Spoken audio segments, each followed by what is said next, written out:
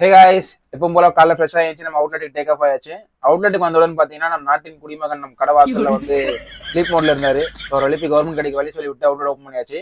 Outlet open பண்ண உடனே முதல்ல என்ன டாஸ்க் பெண்டிங் இருக்குன்னு பார்த்தேன். அதில் மெயினே Instagram influencer promotion task pending இருந்தது. ஸோ அதை எடுத்து நம்ம இன்ஃப்ளூயன்சர் ரீச் அவுட் பண்ண ஆரம்பிச்சாச்சு. என்னடா சார் தான் இன்ஃப்ளூயன்சர்ஸ் ரீச் அவுட் பண்ணான்னு பார்க்குறீங்களா? எல்லாம் நம்ம சிண்டிகேட் வெப்சைட்காக தான். ஆமா மக்களே, சிண்டிகேட் வெப்சைட் சீக்கிரமா லான்ச் ஆக போகுது. எல்லாரும் சப்போர்ட் பண்ணுவீங்க நம்புறேன்.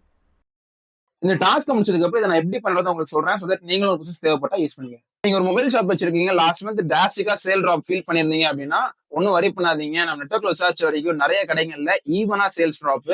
சோ நம்ம கடையில மட்டும் பாத்தீங்கன்னா கிட்டத்தட்ட 30% கிட்ட சேல் டிராப் ஆயிருக்கு. சீக்கிரமா கஸ்டமர் வாக்கின் பவுன்ஸ் பேக் ஆகும். ஜஸ்ட் ஒர்க் இருக்கு.